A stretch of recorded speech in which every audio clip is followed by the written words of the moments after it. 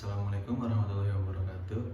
Perkenalkan, nama saya Kresna Bayu Wicaksono dengan NIM 119330106 dari kelompok 5 Teknologi Bioproses kelas RB. Di sini saya ingin melakukan praktikum tentang pembuatan roti, yang dimana kelompok saya itu kebagian tentang pembuatan roti odading. Nah, berikut alat dan bahan yang saya gunakan. Yang pertama ada tepung terigu sebanyak 300 gram. Lalu ada ragi. Selanjutnya ada gula. Selanjutnya ada garam. Selanjutnya ada air hangat. Selanjutnya ada 2 butir telur. Dan yang terakhir bahannya yaitu minyak goreng. Lalu alat yang saya gunakan ada baskom. Di sini baskom untuk meletakkan adonan. Lalu sendok. Dan yang terakhir ada mangkuk kecil.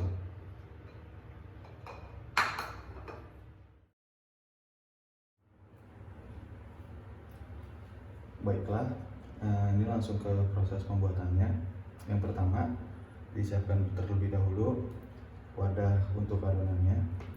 Yang selanjutnya dituangkan terigu sebanyak 100 gram ke dalam wadah ini.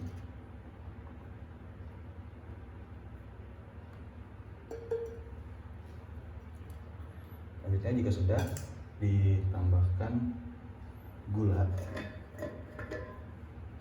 Tambahkan gula sebanyak 2 sendok makan.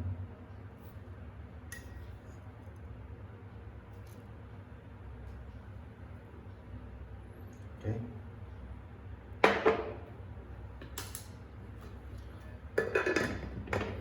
Selanjutnya ditambahkan garam sebanyak 1 sendok makan saja.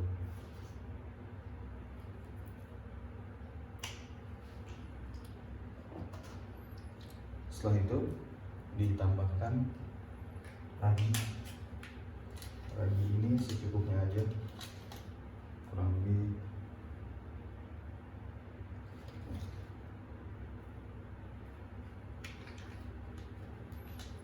setelah sudah dicampurkan oleh ragi, ditambahkan adonan telur yang tadi ke dalam wadah ini.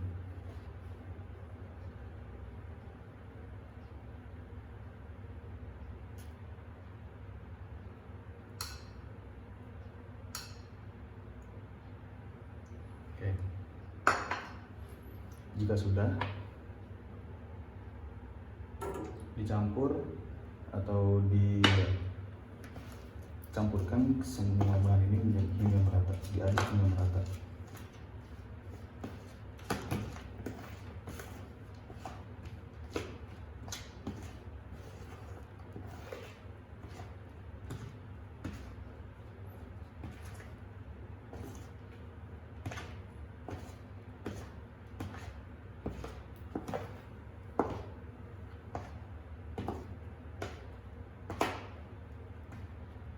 Jika sudah itu, ditambahkan air hangat secara perlahan hingga adonan ini mengental.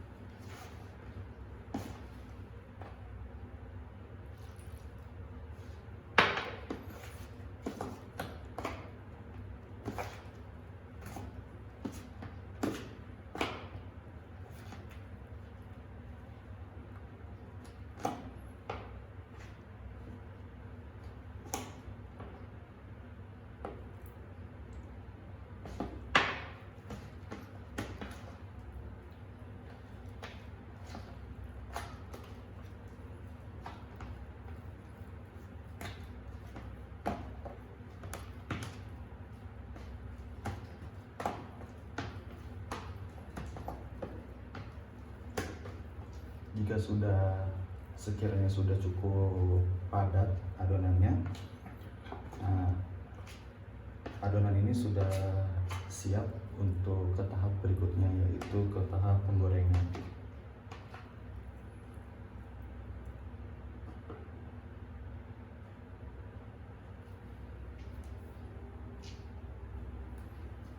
Kurang lebih yang akan terjadi seperti ini. Inilah adonan yang sudah dicampurkan semua bahan-bahannya.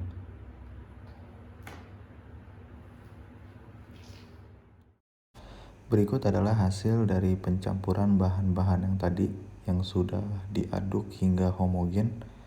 Nah, dari sini bisa kita lihat perbedaannya setelah proses pendiaman selama kurang lebih 30 menit sampai 1 jam. Bisa dilihat ada perbedaan yang signifikan dari volume adonan tersebut. Berikutnya yaitu ke tahap penggorengan.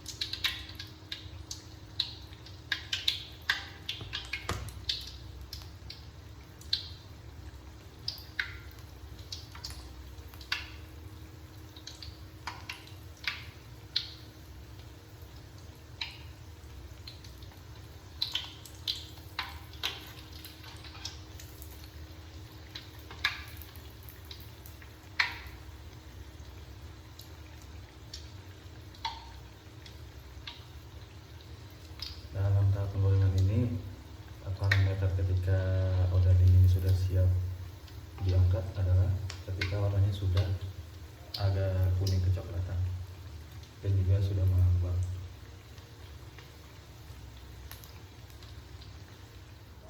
Berikut adalah hasil dari proses praktikum pada kali ini, yang dimana didapat 3 hasil. Yang pertama menggunakan presentasi ragi 1%, 1,5%, dan 2%.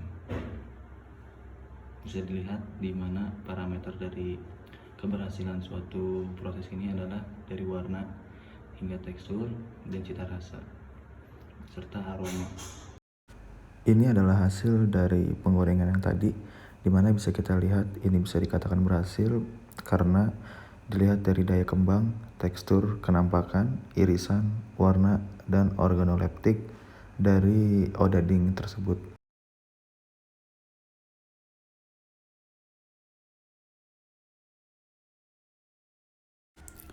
Berikut ini adalah data hasil yang didapatkan setelah praktikum yang tadi.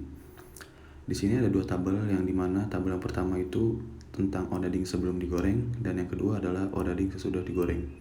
Perlu diketahui, sebelum dimulainya praktikum ini, bahan adonan sebelum dan sesudah itu diukur masing-masingnya, mulai dari panjang, lebar, tinggi, hingga volumenya masing-masing. Bisa dilihat dari hasil tersebut pada tabel, terjadi perbedaan yang signifikan antara sebelum dan sesudah digoreng. Nah, hal ini dipengaruhi oleh ragi yang mengandung Saccharomyces cerevisiae yang memiliki fungsi membebaskan gas CO2 atau karbon dioksida selama proses fermentasi. Nah, dari membebaskan gas CO2 ini, itu yang menyebabkan pengembangan pada suatu adonan.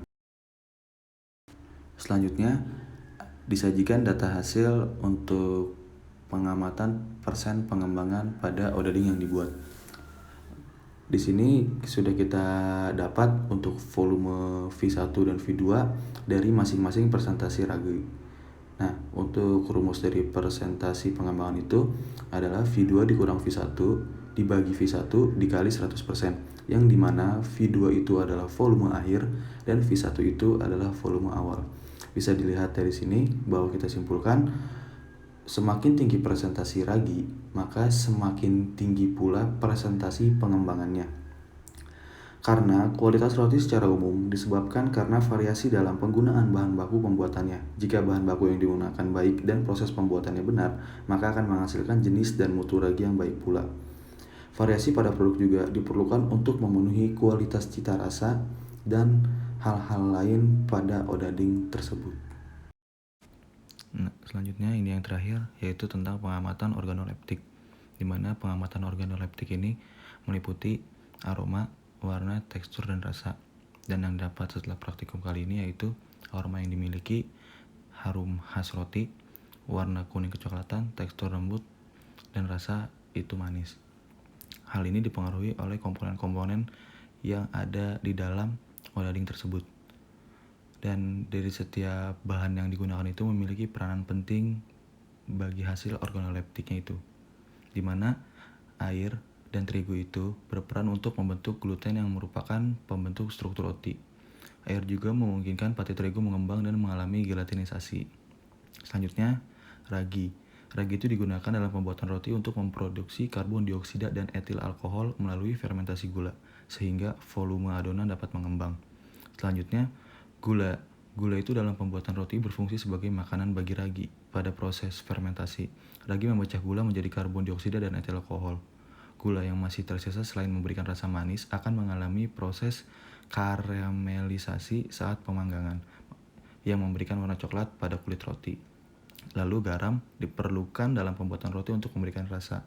Garam juga berfungsi membantu mengontrol laju fermentasi dan menguatkan gluten, meningkatkan ekstensibilitas serta kemampuan adonan dalam menahan gas. Dan yang terakhir yaitu telur, di mana telur itu merupakan bahan tambahan yang fungsinya membuat roti lebih empuk, rasanya lebih enak, dan memberi warna dan menambah nilai gizi.